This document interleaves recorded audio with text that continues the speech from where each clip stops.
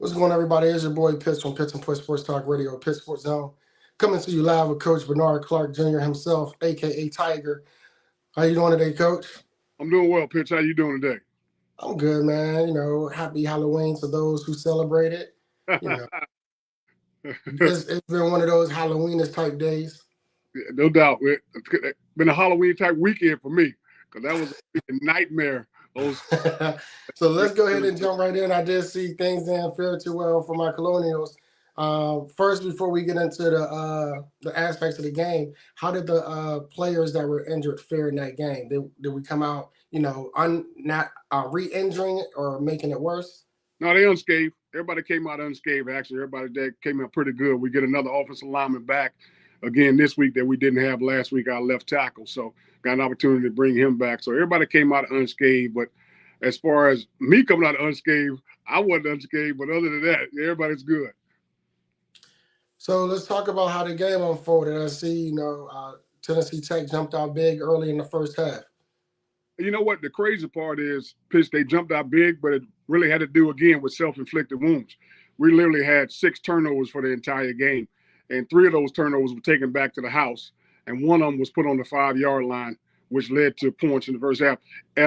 Realistically, the defense gave 10 points, and the other points were given up via field position and everything else based on those turnovers. So that was the rough thing. We just had a bad day when it came to turnovers. And it was just a situation where we just weren't making smart decisions, on offense. And you said that 3 were returned for touchdowns? Yes, 3 of them were returned for touchdowns. 2 fumbles. There was a sack fumble. They picked up and took it to a touchdown. There was another sack fumble that was taken to the house on a touchdown. There was an interception that was taken to the house. Wow. So in the second half, were they able to regroup? We actually, that's when we scored our points. We were able to regroup and do what we needed to do. We came out.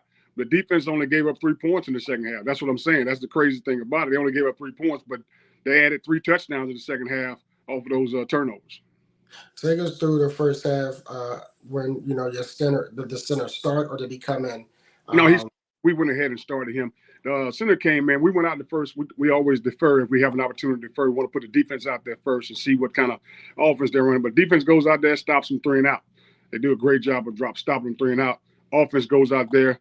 They get the ball moving a little bit, get a penalty, and we end up punting it away. So it's a situation where through the whole first quarter we were fine, and then they end up scoring because, again, offensive turnover in our end of the field. We throw a pick, I think about the 20-yard line. Defensive lineman is dropping on the zone blitz. He drops, picks it off, takes it back to like the 5-yard line. They end up scoring 7 points. So that's how they end up getting their first 7 points. So that's how the first quarter went, which is kind of, like I said, it was one of those situations. But we regrouped. It wasn't a situation where we got upset or anything like that. They scored 21 points in the first half, but we were able to regroup. We recovered from what's going on and what's happening. Came out the second half, scored 7. Boom. Went up on 7. Next thing you know, we go down. We score. We missed the extra point. We go down. We score another 7. Boom. Scores 13-21. Probably the turning point in the game, to be honest with you, Pitch, was we punted the ball, and their guy fumbled it, but they threw a flag and said our guy interfered with him being able to catch the ball, and it doesn't look like that on the film to me because there's really no halo rule. But they said that he impeded him catching the ball, and that's why he wasn't able to catch the ball. But had we got that because we recovered that fumble, it'd be 13-21 with us on the plus 40-yard line. So, things changed, and then that happened. Then we end up turning the ball over, and they end up scoring off of it. So a lot of things unravel for us. How did you guys fare with Robinson being out in the first half? How did your wide receivers hold up? We didn't fare very well. We didn't get the ball to the receivers, but one receiver stepped up. Connor Becker was one of our receivers, our possession receiver. He's a transfer from Stetson University down in Florida. He came in. I think he caught about 3 or 4 passes in the first half to keep the ball moving the way we needed to. We just didn't score. That's the thing that's kind of unsettling when you don't score points in the first half. And we're a team, like I told you, we need to do those things. We need to put some points on the board. We need to see success for us to keep things going. We didn't see early. And how were the safeties? Did the backup safeties started, or did the starting safeties start out? Well, I'll tell you what we did. What we ended up doing, Pitch, and what helped us out a little bit was we put one safety out there who was healthy. We put 3 corners out there. We played cover man with them. And we did a good job with that. Defense did a good job putting that game plan together, so we shut them down pretty good. And as far as their running backs, the 2 running backs, we really held them in check. It was a quarterback that hurt us on some scrambles and hurt us on some quarterback runs. But as far as the running backs, we kept them pretty much in check. We kept them. I think they only had like 100 and something yards rushing the ball, and that was because of the quarterback either scrambling or quarterback runs and stuff like that. So we held them in check. So the defense did a good job, like I said, of holding them down. In regards to miscues, in regards to penalties or missed tackles, how did the team bounce back from the Oh, last out? putting a whole lot of missed tackles. Like I said, the guys are doing a great job of they're flooding the field right now. Defensively, they're getting to where the ball needs to be. They're flooding wherever the runner is. So even if somebody does miss, the next guy's right there to make the tackle. So they're doing a good job of breaking on the ball with passes and doing a great job when it comes to run of gang tackling, getting guys in back. We probably had about 8 tackles for loss. So that'll tell you how much we've improved. It ain't just about tackles a lot of times. It's also about tackles for loss. We had about 8 tackles for loss. So that's a big improvement from some of the stuff that we've been doing. Absolutely. It means that the first guy that's getting their pads on them is either stopping them or slowing them down enough for the rest of the game to come. Absolutely, no doubt about it. That's what you know, and I know gang tackling is huge when it's defense. When we talk about the offensive line and maybe the penalties that was setting the offense back, were those things minimized as well? Yes, they were minimized, so we didn't have a whole lot of penalties. The big thing that wasn't minimized, and this was just so weird. I mean, we've been holding on to the ball except for the past 3 games is when we first started turning it over. We had 4 turnovers against Brian. We had 6 turnovers against these guys. We've had 10 turnovers in the last 2 games, and before that, I think we had one turn. In the first 4 games, we had 1 turnover. So that's the weird thing about it. So the transition isn't being made like I wanted it to be made. So Right. didn't go as well as we wanted to do. Again, like I said, but they did fight. I mean, the thing I'll tell you about, they still competed. They still got after. The defense didn't get upset with the offense when they were turning over. That's probably the most important thing. The defense was more worried about, hey, stop. Even when they took a pick, I hear the defense guys like, just tackle him, we'll stop him. So those are the positive things about it. They're still coming together, but we still got to put 4 quarters together. How is the communication when we talk about, and you talk about the chair, and that's something that we spoke on last time as well, was that when the offense is on the field, that, after the defense go over their prep from whatever happened in that last series, that they're cheering on their teammates. And it sounds like they were actually doing that, Yeah. especially with the encouragement, like, you know what, regardless of what happened, just stop them. We'll take care of the rest. Yeah, they're doing a great job at that. But guys aren't sitting on the sideline anymore, being in dismay or whatever the situation may be. They're stepping up and they're yelling, hey, defense, let's go. Like even when one of the guys, one of our running backs, he caught a screen and he was the one that fumbled the ball. When he fumbled it, first thing he did was run over to the defense like, hey, guys, I apologize, man. Let's just stop him. Let's get back out there. We put some points on the board. So the communication as far as that goes is getting stronger and getting better. So the team bond is coming there. But like I said, we just got to put 4 quarters of football together. I love it, man. I love it because that was one of the things that we talked about was the encouragement from all sides of the ball, regardless of who may have dropped it or who may have been the reason or why a field or flip was gained. But still communicating within each other.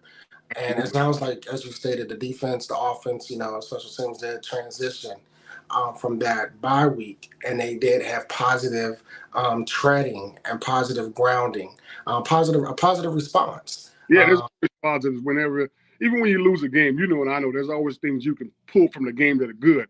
And the good thing, Absolutely. when you lose a game, you're pointing out some things that are there to make sure guys, hey, got to take care of this, got to take care of that. And that's what we're trying to do. We're just trying to make sure, again, season's not going the way we wanted to go, but we got to make sure we keep our guys going in the right direction with the right mindset and making them understand that you have to work as hard as you can.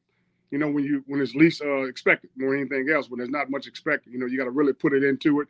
You got to do Right. what you do and make sure you're maintaining what you're doing.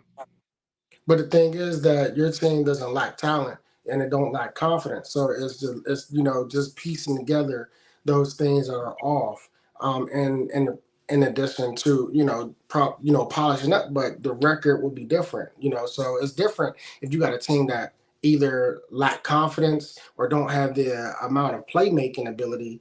But that's not the case with Robert Morrison. Sometimes the record doesn't always show and reflect the capabilities that the team actually has. And truth to be told, things that we already talked about, penalties kill us, um, missed tackles kill us, but then also injuries kill you. And when you have the amount of injuries that you guys have had, that it does take an effect on the team overall standpoint wise. There's no doubt. And the thing about it, what you're looking for, the word we don't have that consistency because, like I told you, and I've told a lot of people, we haven't had the same offensive line since the first game of the year. Every Right. time we the game because of injuries, we got a guy here, we got a guy here. And again, I always tell people, I'm not making excuses. I'm giving you the reasons why behind some of the things that happened the way they happened. But Right. we've moved a guard to the tackle spot. We had to take a tackle and move him to here. We had to take a redshirt freshman and put him at center. So those are the things that we're going through. But those growing pains, what they do is they make you lack consistency. See, if Yeah. we four guys that were in place at all times, the consistency would be there. So that's the thing we're trying to get. If we can consistently do what we're supposed to do at the times we need to do them, that's what's going to help us win football games. So we're hoping this week we can do that and get those things going. Let's talk about as we transition. We plowed the word of the week last week. How about let's transition to our wild of this week? While this week is decision. Mm. And what that means is it's not a final decision, but our guys have to make a decision. Are you all in? Because again, we don't have anything right now. We're playing for going to be 5-6, the best we can be. But are Right. you? Do you understand? Are you going to be a great? Are you going to make a decision to be a great teammate? Are you looking for self-satisfaction? Are you looking to go 3-0? Are you making a decision to do what it work? Do what got to do to go 3-0? Are you going to make a decision to not do those things? So we're making a decision. Are we going to continue to train and get better? Or pull back? So those decision is what we're going to do this week. And as a coach, the decision I made is this guy may play, this guy may not play. So those decisions are going to be made too, based on how you're training on the football field. So everything's starting to come together. So we got to make a decision this week on what we're going to do. It's funny you pivoted to what I was going to say. You make a decision on your preparation of training, your practice mode. Absolutely. You make a decision on the transition, how you either positive or you negative. You also make a decision on how uncomfortable you want to make it, Absolutely. in regards to your ability to keep growing.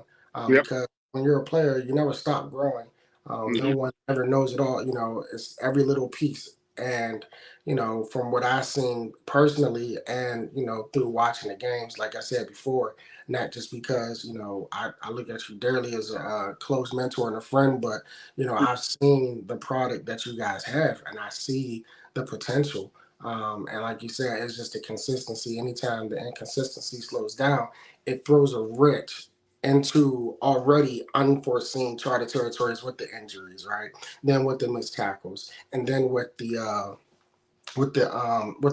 penalties, Mm-hmm. so forth and so on. So um, I love what I've been saying, and if people, because the critics like to compare and contrast, right? So when we talk about last year they competed every single game, but they weren't victorious in any of them. But you couldn't tell by the way they played each game that they were at a 0-11 season, Right. right? And there's no difference. So the heart is there. Mm-hmm.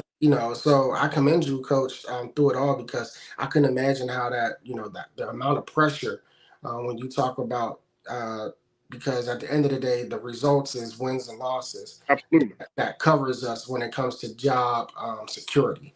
Mm-hmm. No, there's no doubt about it. And I tell people all the time, this is a performance business. If you're not performing, then they tend to get rid of you. That's what it boils down to. But I always look at the bigger picture. You know that. I know that. So how are we helping these young men grow? So if I just back off because I'm worried about wins and losses, I don't continue to push them because there are other things that they need to learn about life and grow. And we're doing that through football. You know, Right. being uncomfortable, making a transition, being consistent, all those things are a part of life. So I'm constantly teaching them life lessons. So when you're trying to build a program where you're producing better men, better husbands, and better fathers, those things become essential in what you're trying to do to help these young men grow. So we're going to continue to stay competitive. And another thing I heard, and I think the Jets coach said this, a competitor is somebody that's going to lay it on the line. But we also got to be commanders. And what he meant by commander is everything that a competitor is, except he brings a friend with him. And so that's what I want our guys to understand, that we not just only have to be competitors, we have to be commanders now and bring a friend with us and make sure we're doing what we need to do consistently in order to be a good football team and making a decision to do those things. As a coach, do you have to compartmentalize the aspect of job security versus when you're coaching? I don't really, to be totally honest with you. I'm not. It's one of them situations, man. I care more about our guys winning and our guys being producers, better men, better husbands, better fathers, then I'm worried about getting fired. I mean, that's a part of the business. If you're not doing what you're supposed to do, you know that may happen. But Right. winning and you're just upset about not winning, you're worried about getting fired. You know, when it comes to being fired, your mindset's going to go one or two places. It's going to be, well, I'm about to get fired, so I'm not going to work as hard anymore. Why do I need to push myself? Or Right. I'm about to get fired. Well, who cares? I'm going to just do whatever Right. I do. And or you're going to push it to the next level and say, if I'm going to get fired, I'm going out with my own bullets. I'm going out shooting my own gun. I'm going to make sure I'm doing exactly what I need to do. If I can't get it done here, I'm going to get it done somewhere else. And my Right. whole is I'm going to do my best regardless if I'm about to get fired or not, because this is the job that I do. So I'm going to do the best at my job and be the best at my job that I can be, regardless of wins and losses. But I know that I'm giving my best. I'm giving 100%, and I'm doing what I'm supposed to be doing, and I'm living in my purpose. So those are the things that are important to me. A couple things we talked about last week in regards to the game this week that you played the past weekend that you played against Tennessee Tech was, you wanted your team to start fast, not as much as in tempo, but Mm-hmm. to start off fast and aggressive. Despite the turnovers, how was that? How was the response to your request?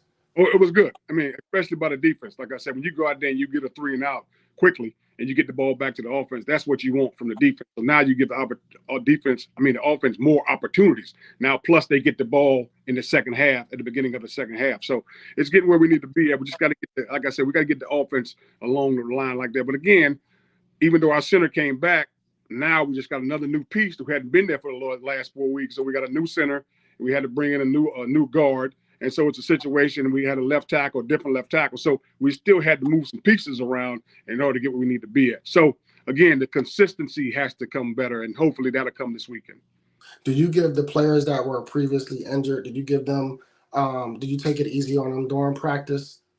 What I do mean, you? not take it easy as in like pressing them or pushing them to keep going harder, but I mean, taking some reps off, um, taking their injury into consideration of Oh how yeah. much You have, practice. you have to do that. But at the same time, they still got to get to work. And it goes back to what you said. When they're on that sideline, they better make sure they get mental reps because you've come back. You got to make sure you're getting those mental reps and doing what you're supposed to do. But you got to be smart too. And the trainer helps me out. I train Mike Vittorino. Mike does an outstanding job as a head coach. Let's make sure they do 2 plays a team, or they do an entire team, or they do 2 entire teams, and then they just do individual. So he makes sure I stay on top of those things. So we do a good job of monitoring those guys and making sure they're moving along. And the players, they let us know, hey, coach, I feel good, or I feel okay, and everything's fine. So we make sure we keep those monitored. What last week was tempo. What is it that you're looking for this week besides our word of the week, which is decision? I think it's consistency. We've got to be more consistent and got to have a little more rhythm, especially on offense. Those are things we got to do. We got to make sure we have a little bit more rhythm and get things going, but we got to be consistent across the board, offense, defense, and special teams. Special teams went along better. Our freaking field position was outstanding. I mean, it wasn't a situation where the special teams didn't put us in trouble as far as field position. It was the offense that did that with the turnovers. But as far as the special teams went, matter of fact, it was one time, because I'm thinking about you when it happened, our punter kicked it. I think he was at the -20, and it rolled all the way to the plus, I think to the +10. So he switched the field and Field went to, position. and we went out there and stopped him. Unfortunately, next play we tried to block it, and he ended up running into him because he didn't go to the block point. So we were trying to be aggressive on a lot of things and trying to make some things happen. But the consistency has to be there this Saturday. But the positive aspect out of it all is that your team is still responding. They're not laying down. Yes, absolutely. Exactly. They're not going out there and just laying an egg. They came out in the second half and they went at them. They did what they needed to do. And unfortunately, the turnovers took us out of it. But like you said, they continue to fight and they continue to compete. How excited are you to look forward knowing that you'll have Robinson back now from the start of the game? And how did he fare out in that second half? Well, I'm excited about it, period. But what I'm more excited about is the fact that we saw that Connor Becker can get some things done, and some other receivers also caught the ball, Dre Coop and some other guys. So now we know we expect more out of those guys. We're not just expecting out of him anymore. Now we expect Right. more guys. So that's the good thing about it. Now we got the quarterback to spread the ball around a little bit more because now he sees that the other guys. Other guys have been here, but we've been getting the ball to Noah's so much. It's like we haven't noticed those other guys. With him being out the first half, Right. now we notice those guys and then where we need to be. But we also, the tight ends have been a huge part. a huge part of our offense. And they were again this, they were again this week. A tight end scored a touchdown, and also one of our fullbacks scored a touchdown. So those guys are a huge part of our offense. Also, we got to make sure we stay with that. Listen, I love Chandler. I love his. I love his aggression coming off the good run blocker. Mm-hmm. From that game that I saw when I was there against Howard, he never quit. He even was hurt. He was hurt. He wasn't injured. He Right. came out for a play or two, and came back in. And I love his motor. Even just watching his demeanor, on the sideline, like he still has that look in his eyes, that still burn in his hair. Like I'm gonna get it done. So shout out to him as well. Yeah, guys are doing great, man. Like I said, like we said, they're not giving up. And like you and I are saying, they're going to continue to bust their behinds. We got 3 games left. And like you said, let's not look forward. Let's try to go 1-0 this week and get things rolling. Let's go 1-0 this week. Coach, it was good talking with you, man. Look forward to Thursday. Mm-hmm. Colonials decisions, how you want to move forward. Well, I already know. Let's, I already know. let's get it done, man. Hey, enjoy Halloween. Take your son out, man. And let's go, Bobby Mo. Let's go, Bobby Moore. It's your boy, Pitts and Push Sports Talk Radio, Pitts Sports Zone. Bowie TV coming to you live with Coach Bernard Clark Jr., a.k.a. Tiger. Head coach of Robert Morris University is going down. See you guys on Thursday. Peace.